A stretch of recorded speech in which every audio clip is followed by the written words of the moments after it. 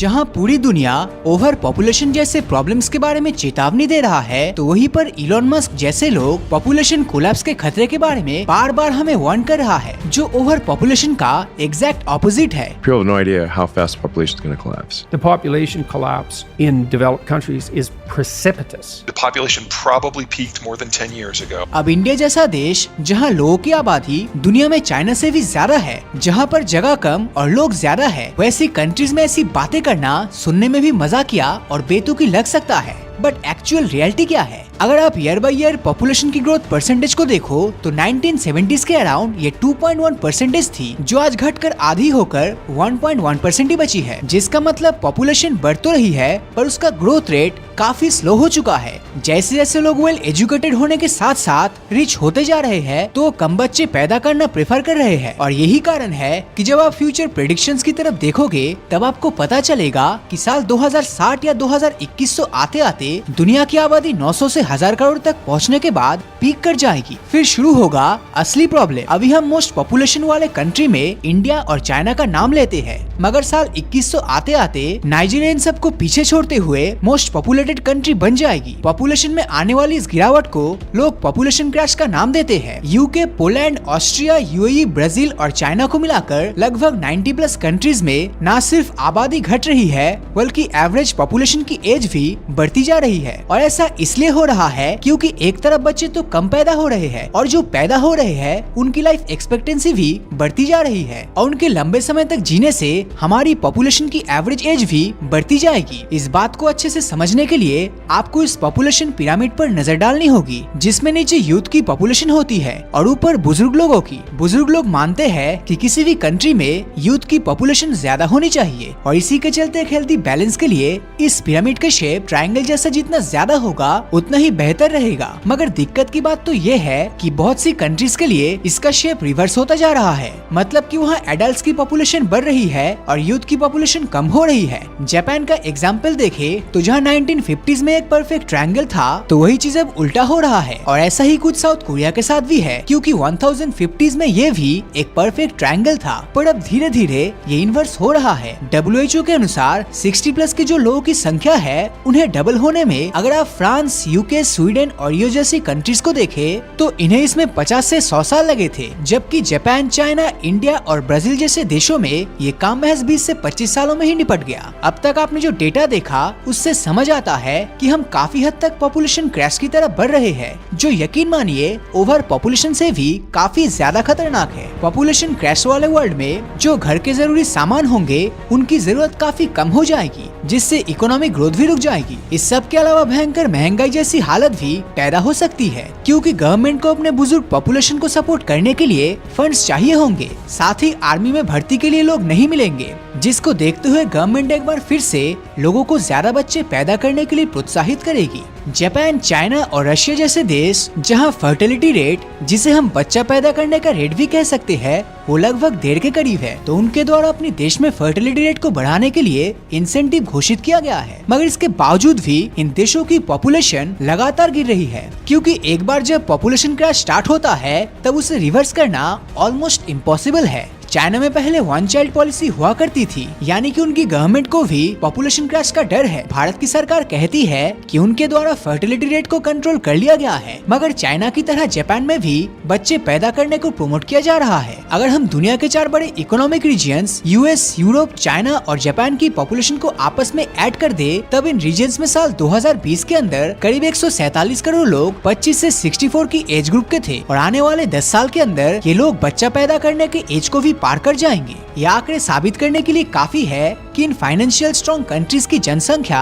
लगातार कम हो रही है, और ये अपने आप में ही एक बहुत ही बड़ा चिंता का विषय है, क्योंकि ये वही रीजन्स है जो रिसोर्सेज का न सिर्फ सबसे ज्यादा कंजम्पशन करता है, बल्कि दुनिया में होने वाली इकोनॉमिक एक्टिविटीज के लिए भी जिम्मेदार होता है। आज जो 8 बिलियन पॉपुलेशन दुनिया में रह रही है, उनमें से 4 बिलियन तो पिछले 50 सालों में ही ऐड हुआ है। अगर हम हिस्ट्री में पीछे जाए तो बड़े युद्ध और महामारियों की वजह से एक बड़ी जनसंख्या का मर जाना आम बात थी। 1300 1900s के दौरान यूरोपियन रीजन में बढ़ते प्लेग की वजह से दुनिया की लगभग आधी पॉपुलेशन एक साथ साफ हो गई, जिसके बाद दुनिया में लोगों के नाम पर सिर्फ 37 करोड़ लोग ही बचे थे। अब यहाँ से 100 करोड़ तक पहुँचने में हमें पूरे 500 साल का समय लगा, यानी साल 1804 में हम 100 करोड़ के मार्क को छू पाए थे। पॉपुलेशन का ये ग्रोथ रेट कम इसलिए था क्योंकि पिछले सदियों में हम इंसानों ने बहुत सी महामारी और लड़ाई का सामना किया था। हालांकि जैसे जैसे हेल्थ केयर स्टैंडर्ड इंक्रीज हुआ, वैक्सीनेशन का इन्वेंशन हुआ और लोगों के लिविंग स्टैंडर्ड्स इंप्रूव हो गए, ठीक वैसे ही वैसे ह्यूमंस का बर्थ रेट भी तेजी से बढ़ने लगा, जिसका नतीजा सिर्फ 126 सालों में हमारी पॉपुलेशन 100 से 200 करोड़ हो गई। फिर 30 साल बाद ये 300 करोड़ और फिर महज 14 सालों के समय में ये 400 करोड़ तक पहुंच गया और 1980s तक 500 करोड़ पॉपुलेशन तक का सफर तय किया है। और अब हर 11 साल में वर्ल्ड की पॉपुलेशन 1 बिलियन से इंक्रीज हो रही है। लेकिन आगे चलकर majority of economic strong countries की हालत जापान की तरह हो सकती है। जापान के लोग एक तो दुनिया में सबसे ज्यादा उम्र तक जी रहे हैं, ऊपर से वहाँ की यंग जनरेशंस अपनी जनसंख्या को बढ़ाने के लिए बच्चे भी पैदा नहीं कर रहा है, जिसके चलते 22nd सेंचुरी तक जापान का पॉपुलेशन पिरामिड बहुत हद तक कुछ ऐसा दिखाई देगा। और इसके पीछे 2 बड़े रीजंस है,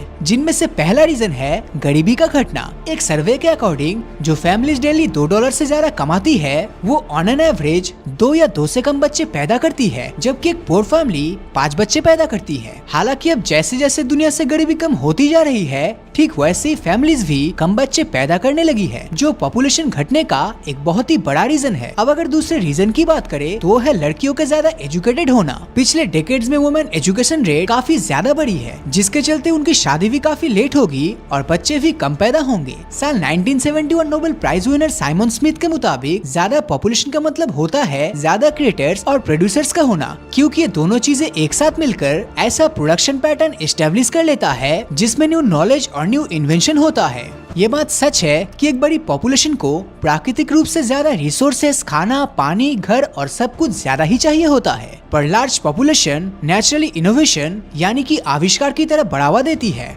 मतलब कि लार्ज पॉपुलेशन में टेस्ला, रामानुजन और आर्यभट्ट जैसे दिमाग वाले लोगों को खोजना ज्यादा आसान होता है, जबकि कम पॉपुलेशन में इसके चांसेस भी काफी कम होते हैं। पॉपुलेशन कोलैप्स का असर फ्यूचर में बहुत सी फील्ड्स पर पड़ने वाला है और उन्हीं में से एक है पोल्यूशन। अब आपको लग सकता है कि कम लोगों की वजह से दुनिया में कम पोल्यूशन होगा, पर रियलिटी बिल्कुल इसका उल्टा है, और वो इसलिए क्योंकि तब चीजों को रिसाइकल करने की जरूरत ही नहीं पड़ेगी। अब जो चीज रिसाइकल नहीं किया जाता उससे पोल्यूशन किस तेजी से फैल सकता है, ये तो समुद्र के प्लास्टिक्स के उदाहरण ही काफी है आपको समझाने के लिए। दूसरी तरफ यंग वर्कर्स की कमी की वजह से जल्द ही इंडस्ट्रियल प्रोडक्शन में भी कमी आ जाएगी, जिसके बाद ग्लोबल इकोनॉमी गिरती जाएगी और हमें आराम से मिलने वाली रिसोर्सेज के लिए मशक्कत करनी पड़ेगी, जो सिचुएशन को और भी ज्यादा खतरनाक बना देगा। अगर आप गूगल सर्च करते हो अर्थ पॉपुलेशन पीक तो आपको ये रिजल्ट दिखेगा, यानी कि 10.4 बिलियन। और जहाँ तक पहुँचने का मतलब ये नहीं होगा कि धरती पर किसी के लिए स्पेस ही नहीं बचेगा। धरती पर 5.7 करोड़ स्क्वायर माइल्स की लैंड मौजूद है, जिसमें से 3.2 करोड़ स्क्वायर माइल्स की जगह को माउंटेन्स और डेजर्ट जैसे अनहेबिटेबल प्लेसेस घेरे हुए हैं। और यही कारण है कि धरती पर हमारे रहने के लिए सिर्फ और सिर्फ 2.4 करोड़ स्क्वायर माइल्स का हैबिटेबल स्पेस बचा हुआ है। जब आप इस स्पेस को 10 बिलियन की पीक पॉपुलेशन के साथ डिवाइड करोगे तब हर एक इंसान के लिए 1.5 एकड़ का स्पेस बचेगा। वैसे हमने इन कैलकुलेशंस में हाईवे, स्कूल्स, हॉस्पिटल्स और खेत जैसी जगह को ऐड नहीं किया है, जिसके चलते 1.5 एकड़ ज्यादा ही लग सकता है।